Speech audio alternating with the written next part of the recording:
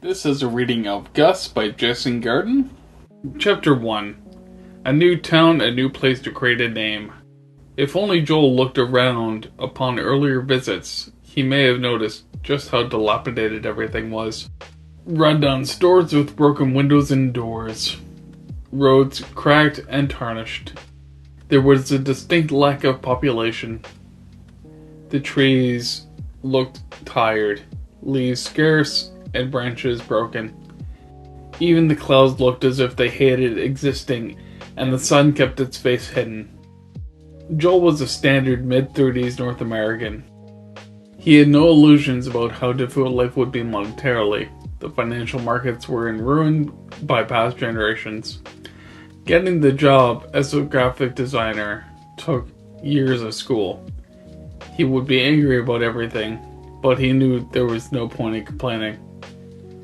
"It's just the way things are," was his mantra.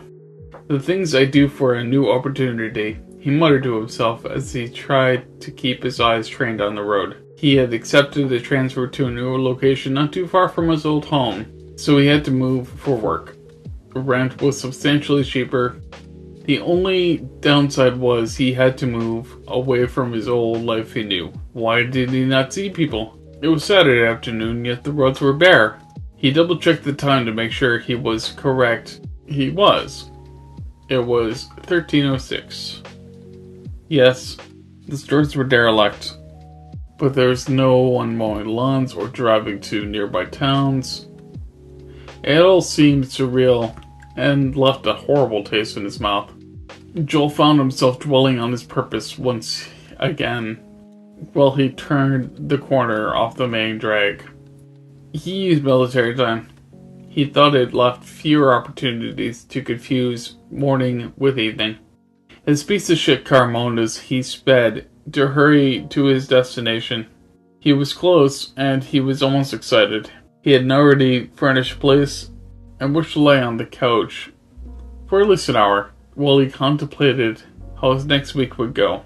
He was too far from home for visitors. Finally, he arrived at his new house. There was no driveway, so he parked on the desolate street and oozed out of the car, closing the door gently as not to knock the bumper off. His house was a shithole. It reminded him of some cliche horror movie. At least it matched his car. The front door was barely on its hinges. There was little grass on the front lawn, and the bits that were there needed mowing. The windows looked tired. He could see through the frame almost better than through the glass. How fucking bleak, he thought to himself. No one was around to hear him. He chuckled in spite of himself. New trait, talking to myself. He walked towards the property. There was a tiny walkway that, at one time, had been beautiful. Now, it was a collection of light gray cement chunks. The path went near a tree that had clearly been there for over a century. The leaves looked nearly dead, and silver branches barely hung on. At least there was still bark. The front door had a porch that had 5 steps leading to it. Far from grand, the wood had started to decay, and Joel was instantly concerned that there was mold. Somehow, the house looked far worse. He stepped onto the porch and was pleased that he did not sink into the dirt. The wood was sound. He pulled his keys out and slid them into the lock on the screen door. The lock squealed when it turned. The tumbler and the door swung hard towards him, slamming into the wall with a large bang. Joel spun around, concerned that he had disturbed someone. He kind of hoped that he would see someone, if for no other reason than to ask about the local news, the weather, anything. Unfortunately, no one was there. He was alone. Deflated, he collected himself and proceeded to unlock the interior door. Or he would have, if there was a lock. He turned the knob and the door slowly creaked open.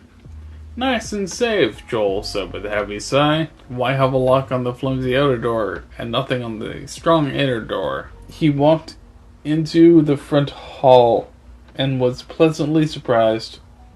For having such a terrible introduction, the house was beautiful. Through the frame, he could see the okay condition couch and the CRT television. Aghast that a CRT would still be an option, He chose to ignore the piece of outdated furniture. Well, home sweet home, I guess. Joel mustered the strength to make a snide remark instead of being too disheartened. He did not hate the aesthetic. To be clear, he just never pictured himself living in an 80s horror movie. At least the air in the building was clean and clear. The benefit of being out of the city, I guess, Joel thought to himself. He took a quick look around the room, and was quite happy to find a sturdy-looking bed upstairs, and a stove and fridge in the kitchen. The stove had a gas-burning range, and the fridge looked like it had been replaced within the last 10 years. He turned the knobs of the stove and it clicked to life. At least that works. The fridge was in tandem with a freezer on the top. Very traditional, but at least he knew it would work. Suddenly the day took hold of him. He was exhausted. The drive was not far, but it was far enough. He moved up the stairs. They were a beautiful dark wood. The staircase was supported by 2 light wood banisters. The bars that connected them were black steel. The stairs followed his steps with a deep creak. He expected as such. He could not believe how exhausted he was. It was only 2200. He was used to being out with friends and experiencing what the city had to offer at this time. Now, there were some positives. He had moved out on his own. Finally. He was away from friends who, though he loved them, were bad influences on him. He had a car, and civilization was not too far away. The property was near the main highways and arterial roads, so he knew if he wanted to, he could go into a bigger city. Yes, this was exactly where he wanted to be. Just out of the way to not be badgered, but close enough to everything that no one has an excuse not to come around. Though he was still bothered by the lack of people. Fuck! Joel exclaimed. I forgot everything in the car. I'm too tired to dwell on this, he thought to himself. It is warm enough to sleep without blankets. It was only 2200 hours, but he would wake up early tomorrow to move his belongings. The green couch on the main floor was perfect for sleeping on tonight.